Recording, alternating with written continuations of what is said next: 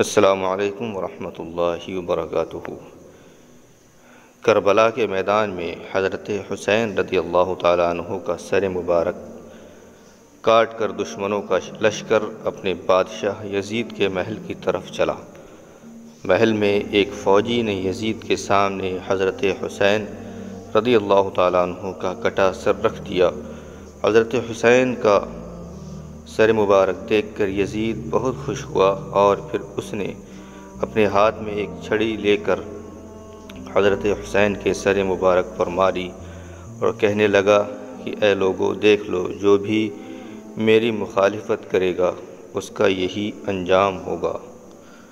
حضرت حسین رضی اللہ تعالی عنہ کے سر کی ایسی بے حرمتی دیکھ کر دربار میں موجود ایک یہودی کہنے لگا کہ اے لوگو، میں حضرت داؤد علیہ السلام کی نسل سے ہوں اور 14 پشتوں کے بعد میرا نسب حضرت داؤد علیہ السلام سے ملتا ہے، اور ایک تم لوگ ہو کہ اپنے ہی نبی کے نواسے کا سر کاٹ دیا اور آج دربار میں بیٹھ کر اس کے ساتھ ایسی بے حرمتی کر رہے ہو۔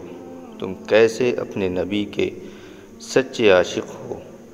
حضرت حسین رضی اللہ تعالی عنہ کی بہن حضرت زینب اپنے بھتیجے امام زین العابدین کو پکڑ کر روئے جا رہی تھیں اور اپنے بھائی حضرت حسین کے کٹے سر کی بے حرمتی دیکھ کر اللہ سے فریاد کر رہی تھیں کہ تبھی یزید نے حضرت زین العابدین سے کہا کہ تم نے دیکھ لیا نا کہ تیرے باپ نے میری مخالفت کی تو اللہ نے اس کا کیسا انجام کیا، معاذ اللہ۔ اس پر حضرت زین العابدین نے قرآن کی ایک آیت پڑھ کر جواب دیا کہ اے یزید، دنیا میں جو بھی ہوتا ہے سب میرے اللہ کے حکم سے ہوتا ہے۔ تو یزید نے جواب دیا کہ یہ سب کچھ تم لوگوں کی ہی کرتوتوں کی وجہ سے ہوا ہے۔ اور پھر یزید نے حضرت زینب کے ہاتھ میں ان کے بھائی حضرت حسین کا سر رکھتے ہوئے کہا کہ اب تم لوگ عزت کے ساتھ اپنے گھر مدینہ جا سکتے ہو، اور پھر حضرت زینب روتی ہوئی اپنے گھر والوں کے ساتھ مدینہ کی طرف چل پڑی۔ حضرت زینب سارے راستے بھر اپنے بھائی حضرت حسین رضی اللہ تعالی عنہ کا سر مبارک دیکھ کر روتی جا رہی تھیں۔ آخر یہ لٹا ہوا قافلہ کئی دنوں کے سفر کے بعد مدینہ پہنچا۔ جب لوگوں کو خبر ہوئی کہ دشمنوں نے حضرت حسین رضی اللہ تعالیٰ عنہ کا سر کاٹ دیا ہے تو لوگوں میں کوہرام مچ گیا اور ہر گھر سے رونے کی آوازیں آنے لگیں۔ ساری مدینہ کے لوگ سمٹ کر حضرت زینب کے پاس پہنچے۔ حضرت زینب بہت خاموش تھیں، کسی سے بات نہیں کر رہی تھیں۔ حضرت حسین کا کٹا سر ان کے ہاتھوں میں تھا اور آنکھوں میں آنسو جاری تھے۔ اچانک حضرت زینب اپنے بھائی حسین کا کٹا سر لے کر اپنے نانا حضور صلی اللہ علیہ وسلم کی قبر کی طرف چل پڑیں۔ جب حضرت زینب حضور صلی اللہ علیہ وسلم کی قبر پر پہنچیں تو آنکھوں سے بے اختیار آنسو بہنے لگے، اور پھر انہوں نے حضور کی قبر کے پاس حضرت حسین کا کٹا سر رکھتے ہوئے ایسے الفاظ کہے کہ جنہیں سن کر ساری مدینہ والے رونے لگے۔ حضرت زینب نے حضور صلی اللہ علیہ وسلم کی قبر کے سامنے کھڑے ہو کر کہا کہ اے میرے نانا جان، کاش کہ آپ زندہ ہوتے تو دیکھ لیتے کہ دشمنوں نے تیرے پیارے حسین کا کیا حال کیا ہے۔ اسے قتل کر دیا اور اس کے جسم پر گھوڑے دوڑائے، اور جب اس سے بھی دل نہ بھرا تو دشمنوں نے آپ کے پیارے حسین کا سر ہی کاٹ دیا۔ حضرت زینب اپنے نانا حضور صلی اللہ علیہ وسلم کی قبر کے سامنے کھڑی فریاد کر رہی تھیں اور آنکھوں سے مسلسل آنسو جاری تھے۔ مدینہ والے بھی سب پیچھے کھڑے حضرت زینب کی دکھ بھری فریاد سن کر رو رہے تھے۔ آخر شام ہوتے ہوتے حضرت حسین کا کٹا سر ان کی امی حضرت فاطمہ رضی اللہ تعالیٰ عنہ کی قبر کے بغل میں دفن کر دیا گیا۔ جن لوگوں نے حضرت حسین رضی اللہ تعالیٰ عنہ کو اس بے دردی کے ساتھ قتل کیا تھا تو اللہ نے ان سبھی لوگوں کو اسی دنیا میں سزا دی۔ کربلا کے میدان میں دشمنوں سے ایک آدمی جس کا نام ابن جویرہ تھا تو اس نے حضرت حسین رضی اللہ تعالیٰ عنہ کو پکار کر انہیں گالیاں دیں اور برا بھرا کہا، تو حضرت حسین نے اس کے لیے بد دعا کی اور کہا کہ اے ابن جویرہ، اللہ تیرے جسم کے ٹکڑے ٹکڑے کر دے۔ اور پھر اسی وقت ابن جویرہ کا گھوڑا پاگل ہو کر ادھر ادھر بدکنے لگا۔ گھوڑے کے بدکنے کی وجہ سے ابن جویرہ کا پیر پھسلا اور وہ گھوڑے سے نیچے گر پڑا، لیکن اس کی ایک ٹانگ اس گھوڑے میں بندھی زین میں پھنس گئی اور پھر وہ پاگل گھوڑا اسے گھسیٹتے ہوئے پتھروں کے اوپر دوڑنے لگا۔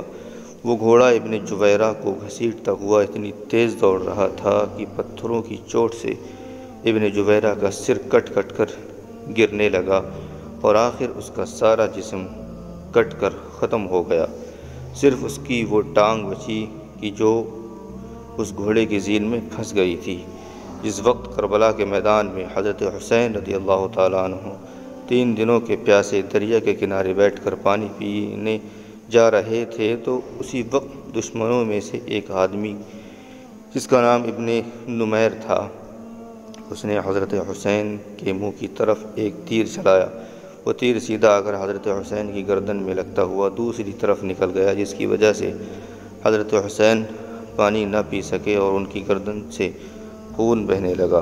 تو حضرت حسین رضی اللہ تعالیٰ عنہ نے ابن نمیر سے کہا کہ اے ظالم، جیسے تو نے مجھے پانی نہیں پینے دیا ہے، ایسے ہی اللہ تجھے ہمیشہ پیاسا رکھے۔ حضرت حسین کی اس بد دعا کا اس دشمن پر ایسا اثر ہوا کہ وہ چاہے جتنا بھی پانی پی لیتا پھر بھی اس کی پیاس نہ بجھتی۔ آخر اسی دن شام کو اس نے اتنا زیادہ پانی پی لیا کہ اس کا پیٹ پھٹ گیا اور اس کی موت ہو گئی۔ دشمنوں کا سردار ابن زیاد کہ جس نے حضرت حسین رضی اللہ تعالیٰ عنہ کا سر کاٹنے کا حکم دیا اور اسی کے حکم پر فوجیوں نے حضرت حسین کا سر کاٹا تھا، تو ابن زیاد کا نوکر بیان کرتا ہے کہ جب ابن زیاد حضرت حسین کا سر کاٹ کر شام کو اپنے محل پہنچا تو میں بھی اس کے ساتھ تھا۔ تو جیسے ہی اس نے محل کے اندر قدم رکھا تو اچانک سامنے ایک آگ کا شعلہ اس کی طرف لپکا۔ قریب تھا کہ وہ آگ میرے سردار ابن زیاد کو جلا کر ختم کر دیتی، لیکن تبھی اچانک وہ آگ غائب ہو گئی اور ابن زیاد نے مجھ سے کہا کہ اے آدمی، کیا تم نے بھی وہ آگ دیکھی جو ابھی میری طرف لپکی تھی؟ تو میں نے کہا کہ ہاں میرے سردار، مجھے بھی وہ آگ نظر آئی تھی۔ تو ابن زیاد نے مجھ سے کہا کہ یہ بات کسی کو بھی مت بتانا، اس کو راز ہی رکھنا۔